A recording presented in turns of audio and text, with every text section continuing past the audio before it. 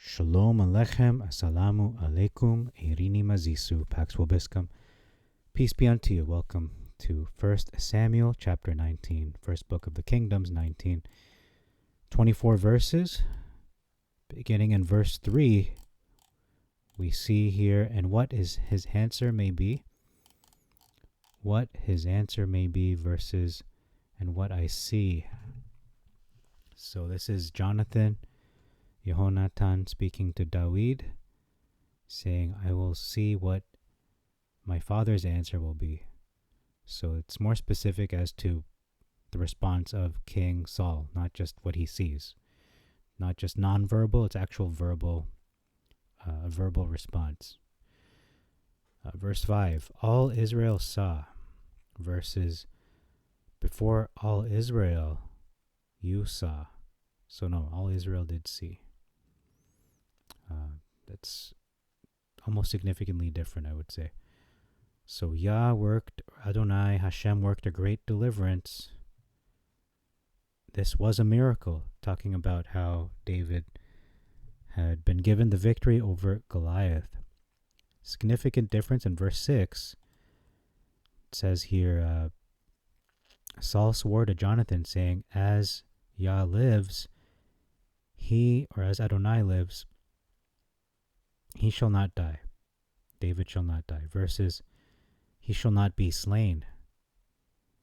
So it's more of a sure promise in the Septuagint. Whereas the Masoretic, he's saying, okay, he won't be killed. Not saying he won't die by natural causes, or he could do something dastardly or some kind of scheme. But here in the Septuagint, no. He's gonna make a promise that is more firm and less of a loophole around.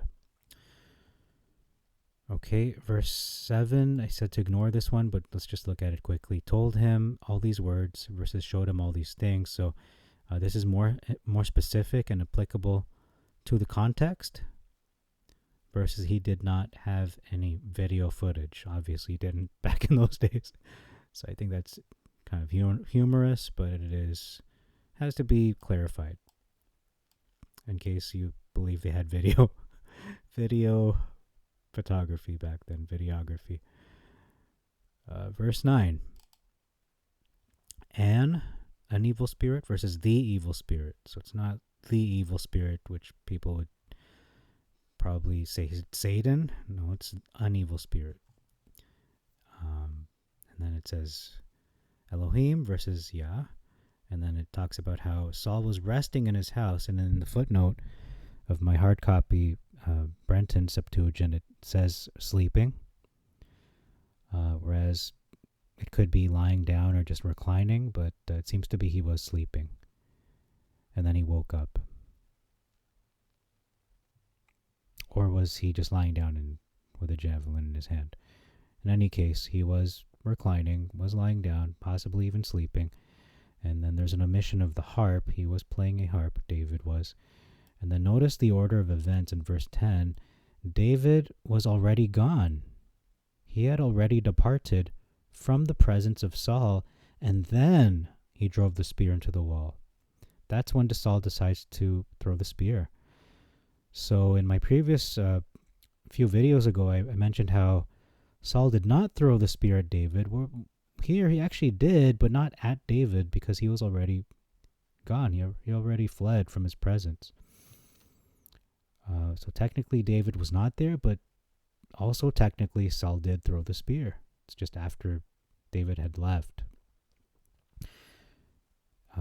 So now in verse 13, the question in this verse is Michal, the daughter of Saul, is she an idolater?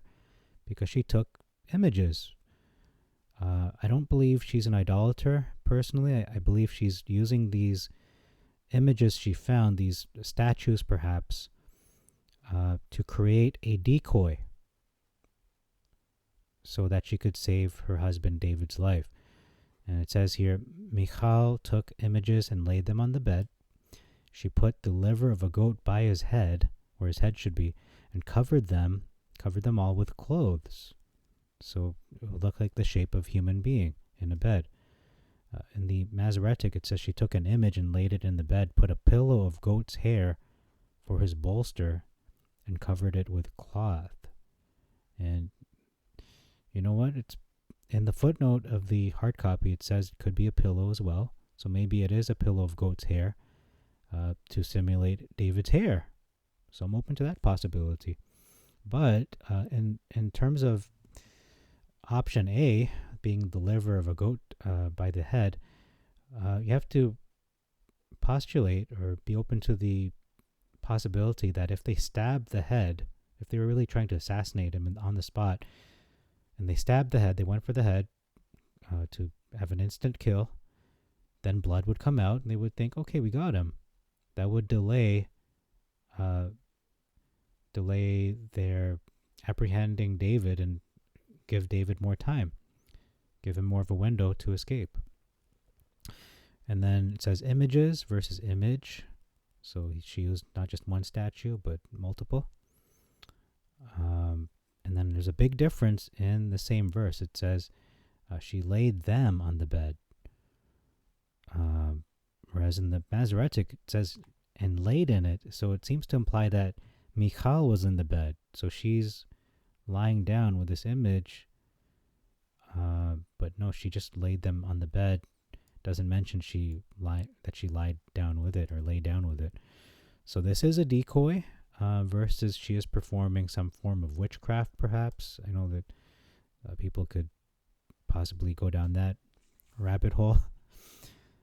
Again, she put it by his head versus by his bolster, which is a long pillow or reinforcement. So it is specifically by the head of his bed or where his head should be. Verse 17. We're almost done with this video. Michal lied about David that he threatened to kill her. That's interesting. Okay. So Michal is saying to Saul, this is what David said to her. This is what he said to me. Let me go, and if you don't let me go, I will kill you. That's interesting. But in the Masoretic, Michal is saying, David said to me, let me go. Why should I kill you? So in both, there's a death threat. I think that's it. Okay, that's all we have for this video. So it's a rather short video, but that's quite interesting.